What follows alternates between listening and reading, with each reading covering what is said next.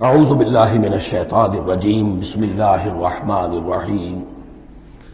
اب اس کے بعد ذکر شروع ہو رہا ہے حضرت ابراہیم علیہ السلام کا۔ وہ بات سمجھ لیجئے کہ کیا وجہ ہے اس کی۔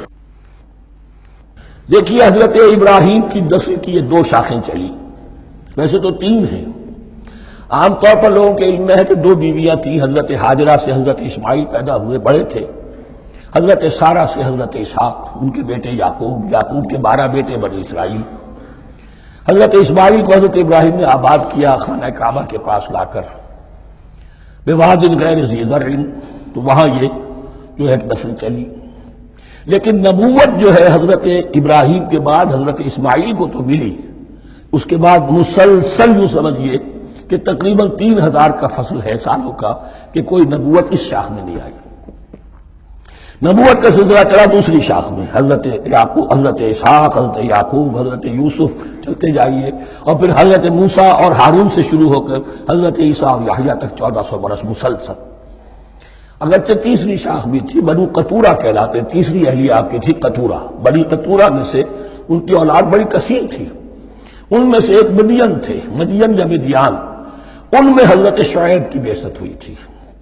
حضرت شعیب بھی حضرت ابراہیم کی نسل میں سے ہیں، لیکن بنی مدیان میں سے۔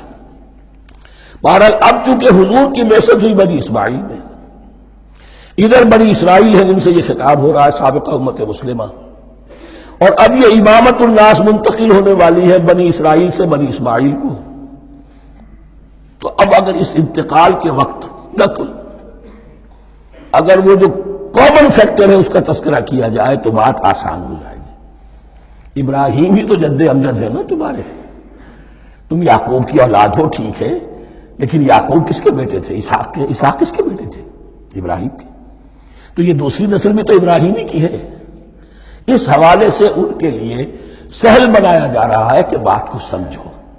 یہ صرف یہ ہے کہ دو پیڑھی اوپر جا کر مل گئے اور لانا خیر سنا، اور حضرت ابراہیم نے خانہ کعبہ کی تعمیر کی اور اسے اب مرکز بنانا ہے اہل توحید کا، لہذا یہ ساری گفتگو اب شروع ہو رہی ہے۔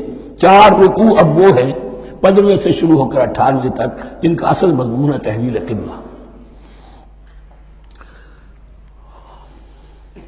وَإِذِ ابْتَلَىٰ إِبْرَاهِيمَ رَبُّهُ بِكَلِمَاتٍ فَأَتَمَّهُنَّ، اور ذرا یاد کرو جب ابراہیم کو آزمایا اس کے رب نے بہت سی باتوں میں۔ میرا ایک کتاب چاہے حضرت ابراہیم کی شخصیت پر، حج اور عید الاضحیٰ ان کی اصل روح، اور اس میں ایک تحریر ہے، ایک تقریر ہے۔ جو تحریر ہے وہ مجھے بہت پسند ہے کہ کیسے کیسے امتحان آئے ہیں حضرت ابراہیم علیہ السلام پر۔ فَأَتَمَّهُنَّ، اب یہ ایک جملے میں ایک پوری داستان ہے۔ اس نے ان سب کو پورا کیا، سب میں پاس ہو گیا، ہر امتحان سے کامیابی کے ساتھ، with flying colors، ہر امتحان سے نکلے۔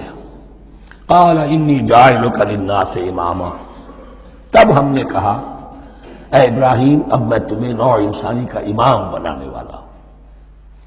قَالَ وَمِن ذُرِّيَّتِي،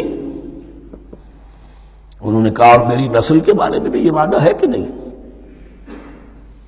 قَالَ لَا يَنَالُ عَهْدِ الظَّالِمِينَ، فرمایا میرا یہ عہد ظالموں سے متعلق نہیں ہوگا۔ مطلب کیا ہوا کہ تمہاری نسل میں سے جو صاحب ایمان ہوں گے، نیک ہوں گے، سیدھے راستے پر چلیں گے، ان سے ہمارا وعدہ ہے، لیکن نسلیت کی بنیاد پر نہیں ہے کہ جو بھی تمہاری نسل میں سے لازماً وہ اس وعدے کا مصداق بن جائے۔ وَإِذْ جَعَلْنَا الْبَيْتَ مَثَابَةً لِلنَّاسِ وَأَمْنًا، اور یاد کرو جب کہ ہم نے گھر کو، اپنے گھر کو، بیت اللہ کو قرار دے دیا لوگوں کے لیے زیارت کی جگہ، لوٹ کے آنے، لوٹ کر آؤ، حج کرو، مَثَابَةً لِلنَّاسِ وَأَمْنًا، اور اسے امن کا گھر قرار دے دیا۔ وَاتَّخِذُوا مِن مَّقَامِ إِبْرَاهِيمَ مُصَلًّى، اور ہم نے حکم دیا کہ مقام ابراہیم کو اپنی جائے نماز بنا لو، نماز پڑھنے کی جگہ بنا لو۔ آج کل تو بعض علماء نے یہ کہا ہے کہ مقام ابراہیم سے مراد کوئی خاص پتھر نہیں ہے، بلکہ اصل میں وہ تو پوری جگہ جو تھی وہ مقام ابراہیم، حضرت ابراہیم وہاں آباد ہوئے تھے۔ لیکن صحیح بات وہی ہے جو ہمارے سلف سے چلی آ رہی ہے، روایات پختہ ہیں اس کے بارے میں کہ جس طریقے سے حجر اسود جنت سے آیا ہے، ایسے ہی یہ بھی ایک پتھر تھا کہ جو جنت سے لایا گیا حضرت ابراہیم کے لیے جب وہ تعمیر کر رہے تھے، کوئی اور ذرائع تو ابھی تھے ہی نہیں، اس کے اوپر وہ کھڑے ہوتے تھے اور یہ پتھر ہی اونچا ہوتا جاتا تھا خود. اب جیسے جیسے تعمیر اوپر جا رہی ہے تو اس کے لیے یہ پتھر اونچا ہوتا تھا. وہ پتھر ہے جو مقام ابراہیم اب بھی محفوظ ہے. اور وہاں پر پھر طواف کر کے کعبے کا مکمل پھر اس کے آس پاس جو ہے 2 رکعت جو ہے وہ ادا کی جاتی ہے نماز. وَعَهِدْنَا إِلَىٰ إِبْرَاهِيمَ وَإِسْمَاعِيلَ أَن طَهِّرَا بَيْتِيَ لِلطَّائِفِينَ وَالْعَاكِفِينَ وَالرُّكَّعِ السُّجُودِ. اور ہم نے عہد لے لیا تھا ابراہیم اور اسماعیل سے کہ تم دونوں ہمارے اس گھر کو بیتیا میرے اس گھر کو پاک رکھو. اب یہ تطہیر بھی دونوں طرح کی ہوگی، ظاہری صفائی بھی ہو، گند نہ ہو، تاکہ ظاہر آئیں تو ان کے دلوں میں جو کدورت پیدا نہ ہو، کوفت نہ ہو، کھلی فضا ہو، صاف رکھو. اور تطہیر باطنی، وہاں توحید کا چرچا ہو، کوئی اور کفر اور شرک جو ہے وہ نہ آنے پائے. ان طہرا بیتی للطائفین والعاکفین، طواف کرنے والوں کے لیے، اعتکاف کرنے والوں کے لیے، والرکع السجود، اور رکوع اور سجود کرنے والوں کے لیے. وَإِذْ قَالَ إِبْرَاهِيمُ رَبِّ اجْعَلْ هَٰذَا بَلَدًا آمِنًا وَارْزُقْ أَهْلَهُ مِنَ الثَّمَرَاتِ مَنْ آمَنَ مِنْهُمْ بِاللَّهِ وَالْيَوْمِ الْآخِرِ. اور یاد کرو جب کہ ابراہیم نے کہا تھا اے میرے پروردگار اس گھر کو امن کی جگہ بنا دے اور اس کے رہنے والوں، اس کے ہاں آباد ہونے والوں کو یعنی بنی اسماعیل کے لیے ان کو رزق عطا فرما، میووں کا اور پھلوں کا. من آمن منہم باللہ والیوم الآخر.